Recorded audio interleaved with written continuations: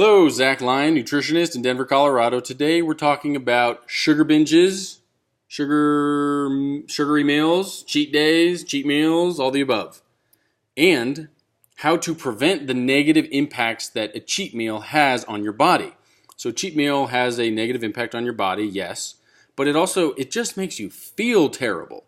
You don't want to get up off the couch. You don't want to go do anything. You just want to sit there and eat a bag of chips, a whole bag of Cheetos, an entire tub of ice cream, 30 cookies, all these things. So there's things you can do to prevent that terrible feeling and the damage to your body. So what are those things?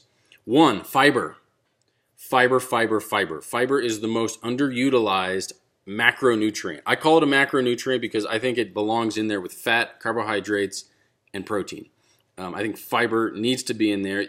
The bacteria in your gut can digest fiber and turn it into short-chain fatty acids, which are some of the most healthy macronutrients on the planet. So how do you do that? Where do you get your fiber? Well, if you're doing a cheat day, you want to maximize your cheat day, and you just want to eat, cookies and ice cream and chips and whatnot. So feel free to eat a cucumber or some celery or beans or anything else with a ton of fiber. But what I tend to do is just do chia seeds. Chia seeds are easy. You can also do psyllium. That's Phyllium. And they're both kind of seeds, or psyllium's the husk of a seed. And they're packed with fiber. And so what you do is you just take them like a supplement. You take them before your cheat meal, a little bit during, and a little bit after, or pick whatever you want to do. Just make sure you're eating enough of it. What this does is actually slows down the digestion of what you're eating, and so this actually slows the blood sugar spike, which is often what you feel shitty afterwards for, the crash. It actually spaces out the macronutrient release, so your body's digesting these sugars slower. And these forms of fiber are particularly good at absorbing sugar, literally, and helping your body pass it and get it through your digestive system much more efficiently. And it also helps your body eliminate it really, really well. Instead of and I'm going to get graphic just for a sec. Instead of in just a stream of juice, it's like a nice solid, release. So that's fiber. Make sure you're eating fiber on your cheat days. It just makes sense. This is going to help you feel less toxic later or immediately after your cheat meal and during your cheat day and the next day, because fiber helps your body get rid of everything from toxins to everything else. Your body actually is signaled to release stored toxins into the digestive tract when it senses fiber. So these are stored toxins that your body wants to get rid of, but isn't because fiber hasn't come by yet. When you are eating fiber, you signal to your body to release those so your body can get rid of them. It's perfect. So next thing, cinnamon. Cinnamon blunts blood sugar spikes. That's it.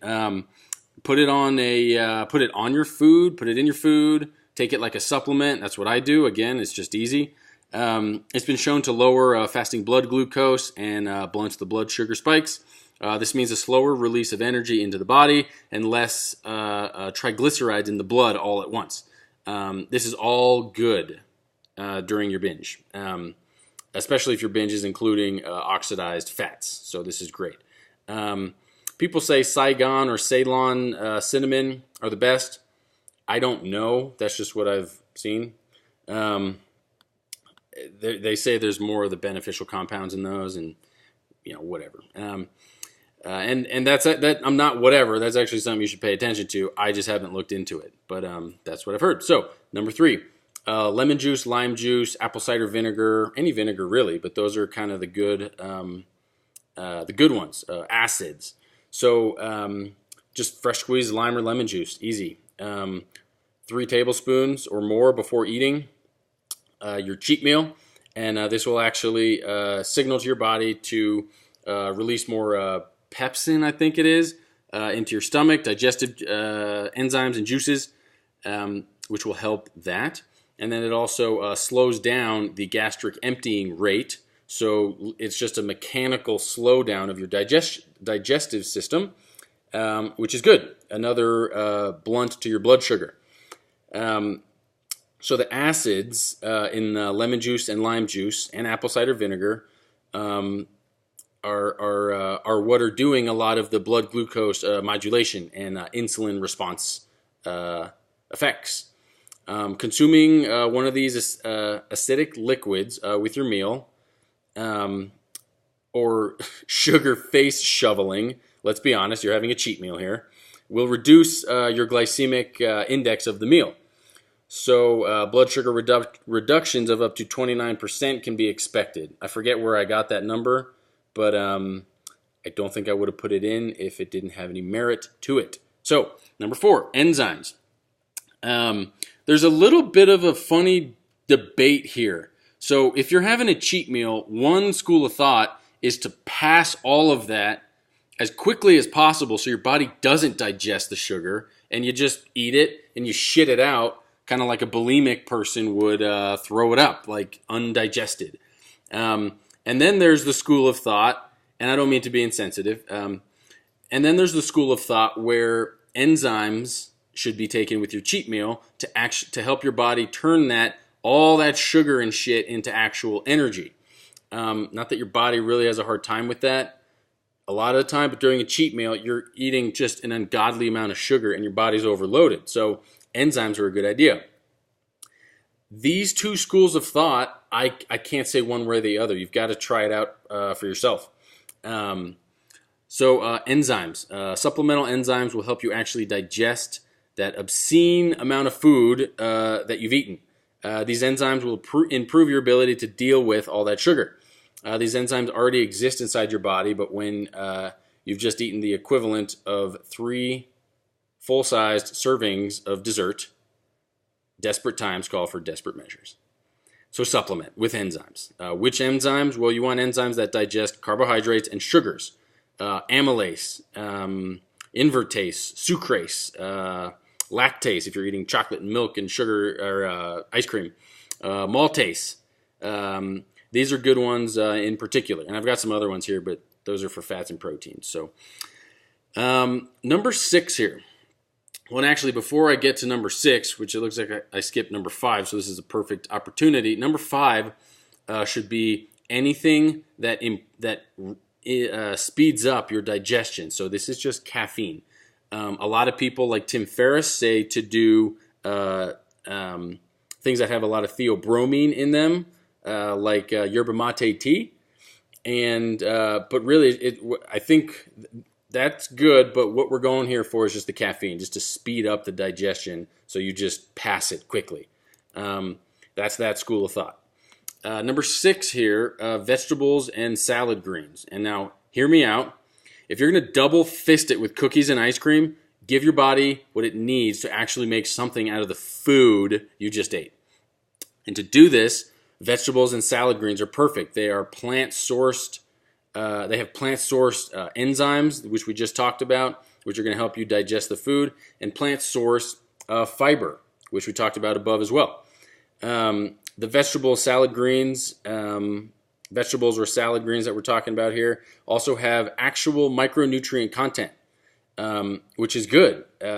These are going to provide your body with actual building blocks and precursors and cofactors for bodily processes and chemical reactions in the body that are healthy, that you need, that don't appear in ice cream, and chocolate. Well, actually, chocolate has a lot of antioxidants. The cocoa does, but all the sugar and stuff doesn't. So, and this is going to result in slower digestion, more effective digestion via enzymes and better materials, literally, for your body. So, the next number 7 here is protein. It's a funny thing to talk about during a cheat meal here, but you should try to eat protein. And some people will say, and I would tell you, to eat a big, healthy breakfast at the beginning of your cheat day with a ton of protein and a ton of fat, so you're more satiated throughout the day, so you're not so you don't go as hard. Whether or not that works, who knows? But you give your body a solid breakfast to go off of, which is one thing. The next is to just eat this protein with your cheat meal. So do a protein shake. Yeah, you might not like it and whatever, but just get it in, and then go have and then eat it with your cheat meal.